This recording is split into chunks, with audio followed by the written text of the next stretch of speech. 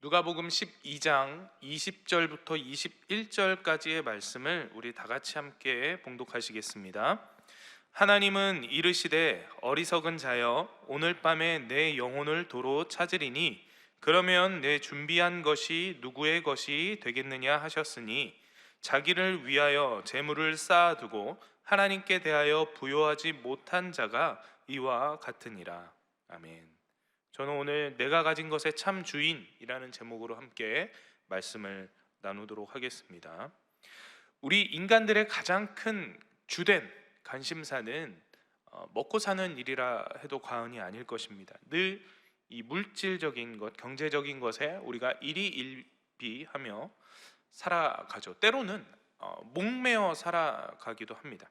그런데 어찌 보면 이러한 우리들의 삶은 이 물질을 향한 우리들의 이 열심으로의 삶은 너무나도 당연한 모습이기도 합니다.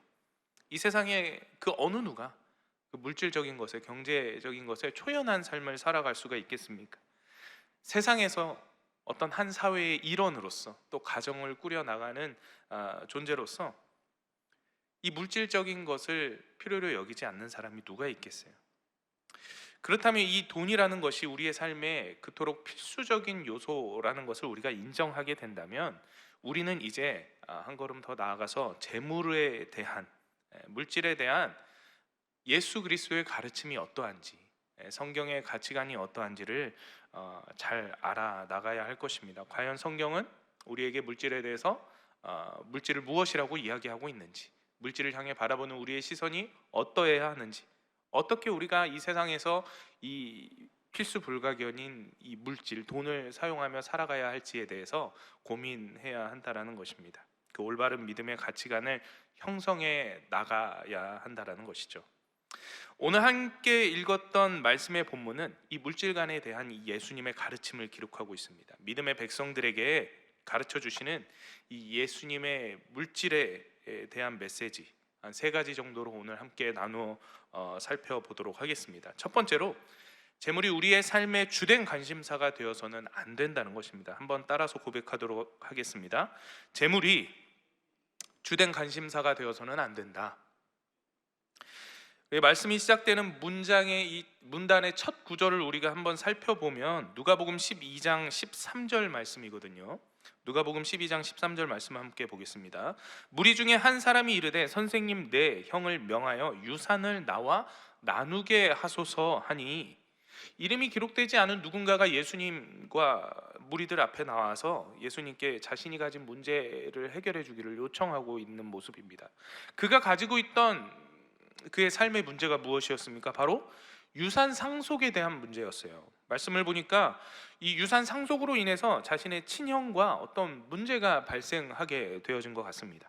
당시 유대 사회에서는 아버지로부터 이제 아버지의 유산을 물려받게 될 때 장자가 두 개를 가지게 되고 그 이후에 그 다음 차자가 한 개를 가지게 되는 때였던 것이거든요. 그런데 이 재산 분할에 대해서 이 둘째 아들인 자신이 뭔가 불합리함을 느꼈던 것 같아요. 무엇인지는 정확히 사건에 대해 기록하고 있지 않지만 자신이 가진 그 불합리함을 가지고 나와서 예수님께 해결해 달라, 이 문제를 어떻게 바라보십니까? 라고 묻고 있었던 것이죠. 이 문제를 해결해 줄 권위자를 찾다가, 말씀의 권위자를 찾다가 예수님 앞에 나오게 된 것이죠. 당시에는 랍비들이 종종 이러한 문제들에 대한 의뢰를 받았다고 합니다. 그리고 그 문제를 해결해 주었다고 해요. 왜 그러냐면 당시에는 이 유대 사회에서는 말씀이 곧 법인 시대였거든요. 그래서 법대로 이 문제를 제대로 해결하고자 했던 거예요.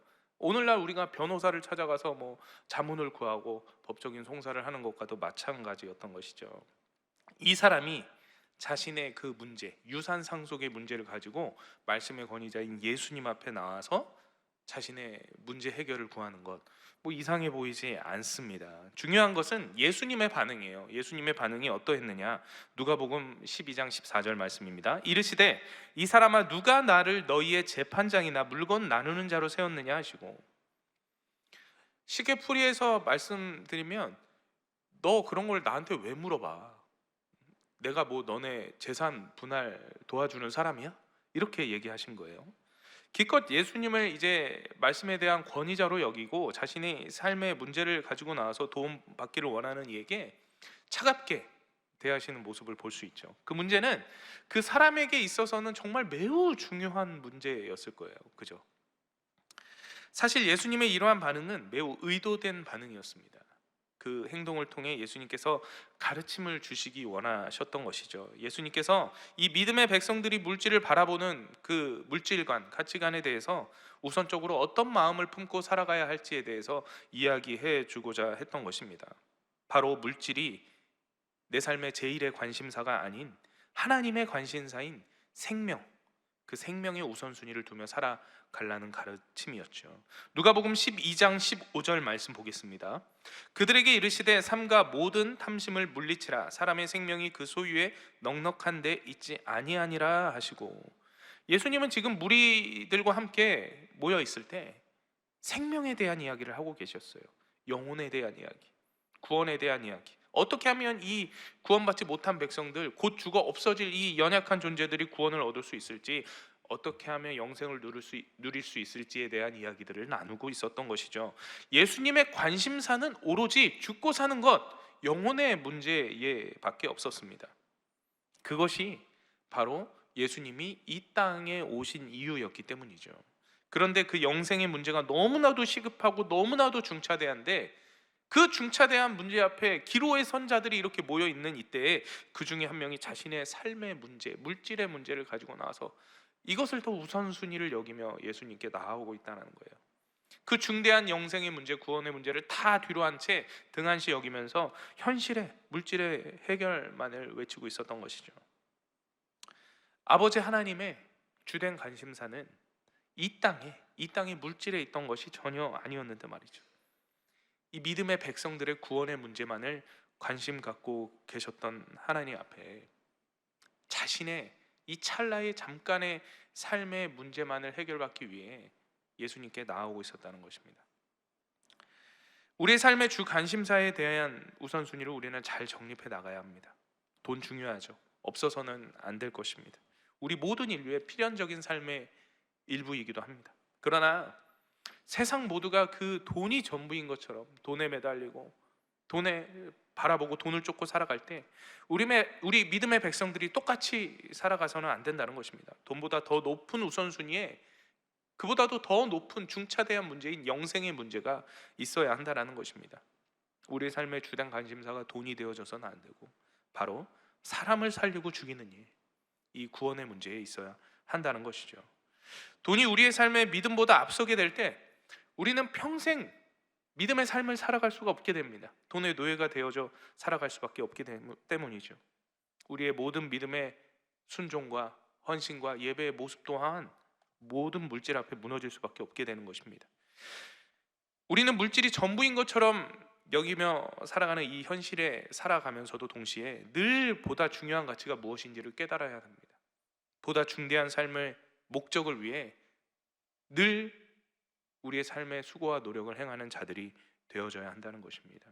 우리의 삶의 주된 관심이 물질에 있는 것이 아닌 하나님의 주된 관심사인 그 생명의, 그 구원에 있는, 그렇게 영혼을 살리는 자들이 되어져야 할 것입니다. 두 번째입니다. 재물을 이 땅에 쌓는 어리석음에 대해서 예수님께서 가르쳐주고 계십니다. 한번 따라 읽어보겠습니다. 땅에 재물을 쌓는 것은 어리석은 일입니다. 앞선 이야기들 후에 이제 예수님께서 바로 이제 비유의 한 말씀을 들어서 설명해 주고 계세요. 그 비유의 말씀을 우리 한번 보겠습니다. 누가복음 12장 16절부터 21절까지의 말씀입니다. 또 비유로 그들에게 말하여 이르시되 한 부자가 그 밭에 소출이 풍성하매 심중에 생각하여 이르되 내가 곡식 쌓아둘 곳이 없으니 어찌할까 하고 또 이르되 내가 이렇게 하리라 내 곡간을 헐고 더 크게 짓고 내 모든 곡식과 물건을 거기 쌓아두리라. 또 내가 내 영혼에게 이르되 영혼아 여러 해 쓸 물건을 많이 쌓아두었으니 평안히 쉬고 먹고 마시고 즐거워하자 하리라 하되 하나님은 이르시되 어리석은 자여 오늘 밤에 내 영혼을 도로 찾으리니 그러면 내 준비한 것이 누구의 것이 되겠느냐 하셨으니 자기를 위하여 재물을 쌓아두고 하나님께 대하여 부여하지 못한 자가 이와 같으니라. 한 부자의 이야기를 들려주고 계시죠. 한 부자가 자신이 가진 그 밭에 소출이 매우 많이 열리고 풍성해져서 많은 곡식을 거두게 되었습니다. 이 곡식을 너무 많이 거두게 되자 기존에 가지고 있던 곡간에 다 넣을 수가 없었어요. 그러자 옛 곡간을 다 헐고 새롭게 아주 큰 곡간을 짓게 되었습니다. 그곳에 자신의 그 소출 곡식들을 다 쌓고 자신의 재물들을 쌓아둡니다. 그렇게 가득 쌓인 자신의 것을 바라보면서 흐뭇하죠. 만족해합니다. 얼마나 흡족했겠습니까? 그 부자가 스스로 이렇게 이야기를 합니다. 여러 해 동안 그렇게 쓸 물건들을 다 모아놨으니까 이제 평안히 살 수 있겠다. 이제 평안하자라고 얘기를 합니다. 그러나 예수님께서는 이 부자의 이러한 행위를 바라보고 뭐라고 얘기하시느냐? 어리석다라고 표현하고 계세요. 부자가 풍성한 곡식과 재물을 많이 쌓아두면서 미래에 대한 모든 염려와 근심을 대비하는 일을 행하고 있거든요. 그런데 미래를 준비하며 계획하는 일을 예수님께서 이 어리석다라고 표현하고 있어요. 우리들도 어려서부터 지혜롭게 현명하게 살아가는 삶을 배울 때 어떻게 교육받습니까? 늘 미래를 위해서 지금의 것을 조금 양보하고 줄이고 저축하고 쌓아두면서 계획적으로 오늘 하루를 계획적으로 살고 소비하면서 미래를 준비해 나가라고 배우지 않습니까? 장차 미래는 어떨지 모르니까 우리가 한치 앞을 모르기 때문에 미래에 대한 준비들을 해 나가는 것이죠. 그렇게 평안한 미래를 위해서 우리가 가진 재물들을 쌓아두는 것을 우리는 지혜로운 일이라고 배워왔습니다. 그렇게 알아가고 있죠. 그리고 알 수 없는 미래를 위해 재물을 저장하고 에너지를 아끼는 일은 어찌 보면 인간 본연의 행위의 모습이기도 합니다. 우리가 많이 먹으면 살이 찌지 않습니까? 저도 많이 먹었어요. 그래서 살이 좀 쪘는데요. 더 구체적으로 말하면 많이 먹어서 그만큼 에너지 소비를 많이 하면요 살이 안 찔 것입니다. 그런데 많이 먹는 것에 비해서 활동량이 적어지게 되면 살이 찌게 됩니다. 이때 살이 찐다는 것은 지방이 축적되는 것을 의미하죠. 우리 몸 안에 소모되는 에너지에 비해 더 많은 음식물이 들어오게 되면 자연스럽게 우리의 몸은 이것을 어떻게 받아들이느냐? 이게 지금의 에너지도 충분히 내보내고도 남을 많은 양이 들어오는구나. 이것을 내가 몸에 쌓아둬야겠다, 저장해둬야겠다 라고 여긴다는 것이. 미래의 일은 알 수 없기 때문이죠. 지금 당장 많이 먹을 수 있었다고 하더라도 당장 다음 끼니를, 당장 내일을 똑같이 보장된 음식물을 섭취할 수 있을 거라고 장담할 수 없거든요. 우리가 이 인류가 삼시세끼, 하루에 삼시세끼를 먹게 된 지가 불과 수백 년에 불과합니다. 그전에는 먹을 것이 굉장히 귀했다라는 것이죠. 사냥과 수렵 생활을 할 때에는 진짜 그 한 끼를 먹으면서도 다음 끼니를 걱정하며 살아가야 했습니다. 그러한 삶을 살았던 인류의 몸이 자연스럽게 넘치는 음식물이 몸 안에 들어올 때 몸 안에 쌓아두는 일을 했던 것이죠. 인간은 자신의 안정된 삶을 위해서, 자신의 생존을 위해서 본능적으로 가진 것을 쌓아두는 것에 당연한 행위를 행하며 살아갔던 것입니다. 그것이 지극히 당연하면서도 나의 미래를 위해 매우 지혜로운 일, 매우 현명한 일이었다라는 것이죠.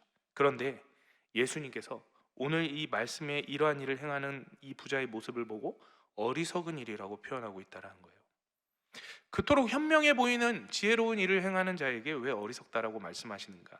방금 읽었던 말씀 중에 20절 말씀을 다시 한번 보겠습니다.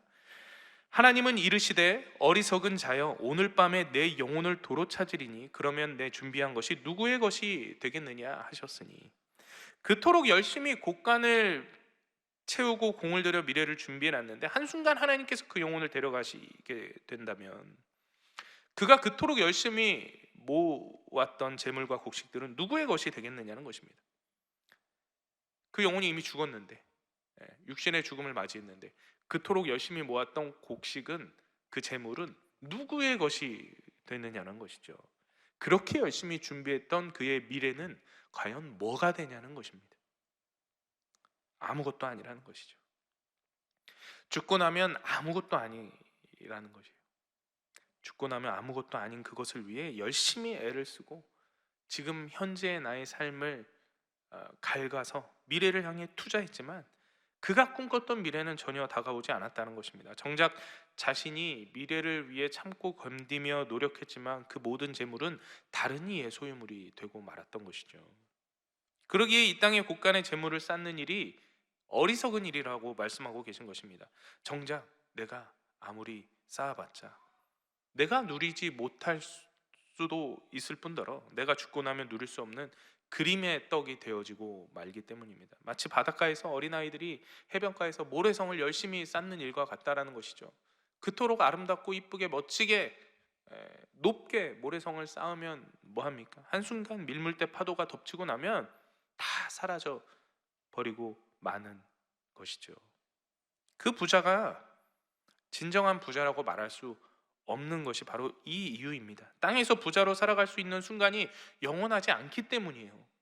영원하신 하나님의 기준에서 바라보면 너무나도 잠깐, 너무나도 찰나의 순간만을 살아가는 그 순간을 위해서 자신의 모든 것을 내어드리며 그 곳간을 채우기 위해 살아가는 우리네 모습들.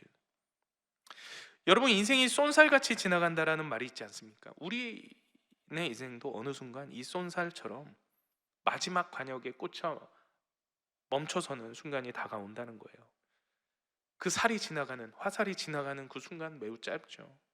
그처럼 인생의 순간이 짧다라는 것입니다. 그 짧은 순간의 영광과 평안을 위해서 어찌 보면 하나님이 주신 이 한평생의 삶, 영원한 삶을 포기하는 삶을 사는 것, 그것이 지혜롭고 현명한 삶인 것입니까? 아니면 어리석은 삶인 것입니까? 마지막 21절의 말씀을 보십시오. 자기를 위하여 재물을 쌓아두고 하나님께 대하여 부요하지 못한 자가 이와 같으니라. 자기를 위하여서는 그토록 재물을 열심히 쌓았을지 몰라도 하나님 앞에 정작 드린 것은 아무것도 없는 인생이 되어질 때 얼마나 비참하고 억울한 삶이 되어지겠습니까? 그 영원한 삶의 심판대 앞에 서게 됐을 때 그 인생의 찰나의 시간만을 위해서 그토록 아둥바둥 살면서 하나님을 외면했던 그 삶을 돌아보게 될 때 얼마나 후회스럽겠습니까? 이 짧은 인생을 위해서가 아닌 영원한 삶을 위해서 진정한 지혜롭고 현명한 투자를 하는 삶을 살아야 한다는 것입니다. 그것이 진정한 부자라는 것이죠. 사랑하는 여러분, 그렇게 잠시 스쳐 지나갈 잠깐의 삶을 위해 곳간을 채우는 이 어리석은 부자가 되기를 거부하시기 바랍니다. 그리고 하나님의 영원한 삶을 바라보시고 그 영원한 삶을 위해 투자하시는, 그렇게 하나님께 우리의 모든 삶을 내어드리는 지혜로운 현명한 부자가 되시기를 간절히 축원드립니다. 마지막 세 번째로, 하나님께서 내 삶과 내 물질의 진정한 주인임을 우리가 인정해야 한다는 것입니다. 한번 따라 고백하겠습니다. 하나님께서 물질의 진정한 주인이심을 인정해야 합니다. 누가복음 12장 19절 20절 말씀 보겠습니다. 또 내가 내 영혼에게 이르되 영혼아, 여러 해 쓸 물건을 많이 쌓아 두었으니 평안히 쉬고 먹고 마시고 즐거워하자 하리라 하되, 하나님은 이르시되 어리석은 자여, 오늘 밤에 내 영혼을 도로 찾으리니 그러면 내 준비한 것이 누구의 것이 되겠느냐 하셨으니. 부자는 곳간에 쌓인 자신의 넘치는 재물과 곡식을 바라보면서 마음이 흡족했어요. 행복했어요. 왜 행복했겠습니까? 그것이 자신의 것이기 때문입니다. 자신의 그 쌓여있는 곳간을 바라보고 기뻐할 수밖에 없는 것이요, 그것이 다른 누군가의 것이었다면, 다른 사람의 재물이 쌓여있는 것을 보고 기뻐할 사람이 누가 있겠습니까? 그 많은 재물의 소유권이 나에게 있다라고 생각하게 될 때 우리는 기쁘고 행복한 감정을 갖게 되는 것이죠. 그런데 만일 그 소유권이 내가 아닌 다른 누군가로 바뀌게 된다면 동일하게 기뻐할 수 있겠습니까? 아니죠. 그 모든 기쁨이 다 사라지게 되는 것입니다. 이 로또가 한국에 처음 나오게 됐을 때 그 번호를 기입하게 되는 로또 있잖아요. 초반에 굉장히 많은 사람들이 막 하고 관심을 가지면서 1등 당첨금이 굉장히 컸던 때가 있었어요. 그때 뉴스에서 본 것인데, 어떤 한 남성이 자신이 가진 모든 재산을 털어서 막 여기저기 빚을 끌어다가 그만큼 분량의 로또를 산 거예요. 사면서 자신이 다 번호를 일일이 마킹을 해서 이 정도 경우의 수면 내가 1등 당첨되겠다. 그때는 뭐 2등만 해도 뭐 몇 억씩 받을 수 있는 때였기 때문에 자신의 인생을 건 것이죠, 거기에. 그래서 로또를 했는데 결국에는 당첨이 안 된 거예요. 1등도 2등도 당첨이 되지 않아서 그 사람이 로또라는 단어를 외치면서 자살을 했다고 뉴스에 나왔던 적이 있습니다. 그 사람이 단순히 로또에 실패해서 당첨되지 않아서 자살한 게 아니었을 거예요. 단순히 많은 이들에게 빚을 지게 돼서 자살한 게 아니었을 거라는 거죠. 그는 1등 금액이 자신의 거라고 생각했을 것입니다. 내가 이 정도로 이렇게 했으면 그 번호를 일일이 다 마킹하면서 내가 이제 그 금액으로 무엇을 할까 꿈을 꾸면서 그 많은 금액의 당첨금이 자신의 것이라 생각했겠죠. 그러나 그것이 현실이 아니라는 것을 깨닫게 되니 감당할 수 없는 좌절과 슬픔과 고통이 다가왔던 것입니다. 우리가 물질에 대해 불행하다고 느끼는 이유가 무엇입니까? 내 것이 없다라고 판단해서이기 때문입니다. 다른 사람들보다 내가 가진 것이 더 없기 때문에, 부족해서라고 생각해서이기 때문이죠. 그러나 우리는 이것을 알아야 돼요. 우리는 우리의 삶의 주인이 아닙니다. 즉 다시 말해 물질에도 진정한 주인이 내가 아닌 것을 깨달아야 한다는 것이죠. 우리는 인생이 아무것도 가진 것 없이 태어나잖아요. 그리고 또 아무것도 가지지 못하고 죽게 됩니다. 즉 우리는 이 세상이라는 곳에 왔다가 아무것도 가진 것 없이 왔다가 그저 또 아무것도 가진 것 없이 떠나가는 나그네일 뿐이라는 거예요. 나그네가 가진 특징이 무엇입니까? 잠시 머물러서 터잡고 살아가는 삶을 살아가는 이들이 아니라는 거예요. 원래 주인에게 양해를 구해서 내가 잠시 밤을 지새울 수 있는 숙소, 한 끼를 채울 수 있는 식사를 빌려서 제공받아 삶을 살다가 다시 떠나가는 자들이라는 거예요.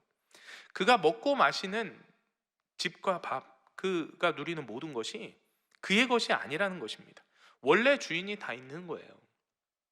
우리네 인생이 이 나그네의 삶과도 같은 것입니다. 하나님이 잠시 주신 이 땅에서의 삶을 살다가 때가 이르면 다시 본향집으로 돌아가는 것이죠. 그런데 그 나그네가 주인이 허락해준 삶을 잠시 살면서 착각하면서 이것은 내 것이다, 자기가 누리고 있는 것이 정말 자신의 것인 양 착각하며 살아가서는 되겠습니까? 우리가 누리는 그 모든 것이 철저히 하나님께서 빌려주신 것이라는 거예요. 하나님께서 그저 공짜로 사용하라며 하루하루를 우리에게 선물로 주신 것입니다. 우리는 철저히 이러한 청지기적인 사고로 삶을 살아가는 이들이 되어져야 한다는 거예요. 내가 가진 것에 내가 주인 되어질 때 언제나 이 땅의 곳간을 채우기 위해서 아둥바둥 살아갈 수밖에 없게 돼요. 그러나 내가 가진 것이 내 것이 없이 나는 그냥 아무것도 없이 이 자리에 있다가 그냥 마음껏 누리다가 다시 아무것도 없이 떠나가야 하는 나그네라고 생각하게 될 때 내가 지금 누리는 것에 감사할 수 있게 되고요, 내가 가진 것에 감사할 수 있게 되고, 또는 내가 없다 할지라도, 누리지 못한다 할지라도 분노하지 않게 되는 것입니다.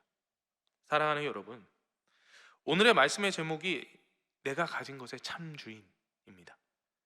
다른 모든 것에도 마찬가지겠지만 이 물질의 진정한 주인이 우리가 누구인지를 제대로 인정하고 깨달아야 됩니다.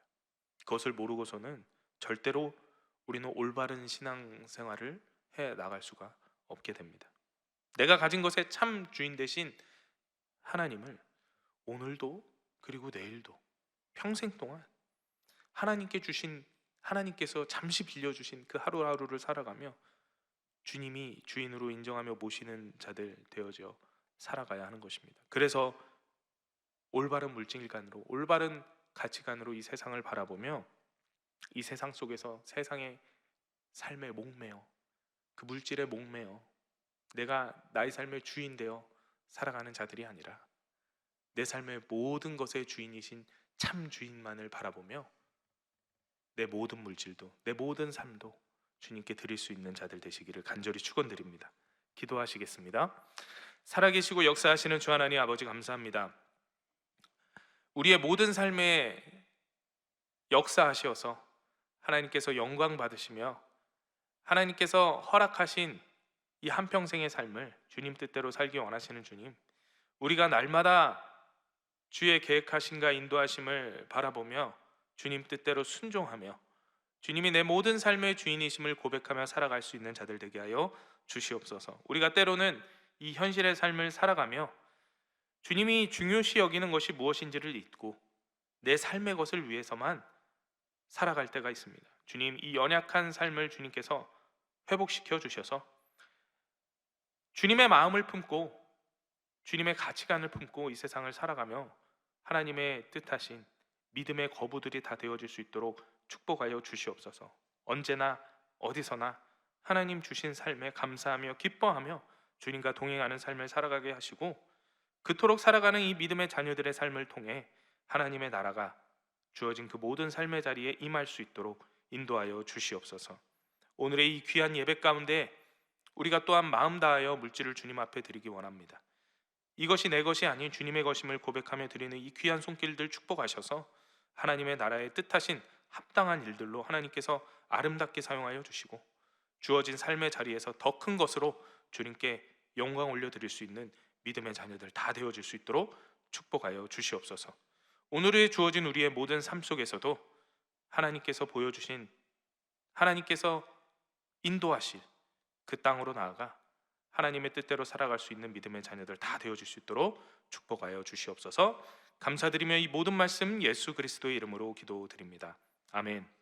하늘에 계신 우리 아버지여, 이름이 거룩히 여김을 받으시오며 나라가 임하시오며 뜻이 하늘에서 이루어진 것 같이 땅에서도 이루어지이다. 오늘 우리에게 일용할 양식을 주시옵고 우리가 우리에게 죄 지은 자를 사하여 준 것 같이 우리 죄를 사하여 주시옵고 우리를 시험에 들게 하지 마시옵고 다만 악에서 구하시옵소서. 나라와 권세와 영광이 아버지께 영원히 있사옵나이다. 아멘. 우리 주님께 영광의 박수 올려드리겠습니다.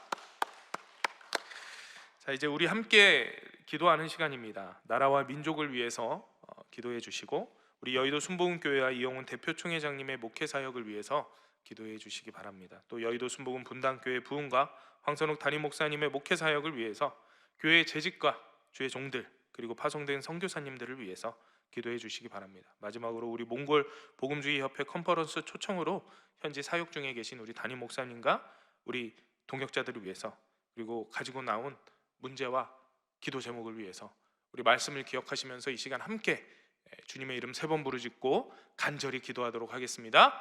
주여, 주여, 주여.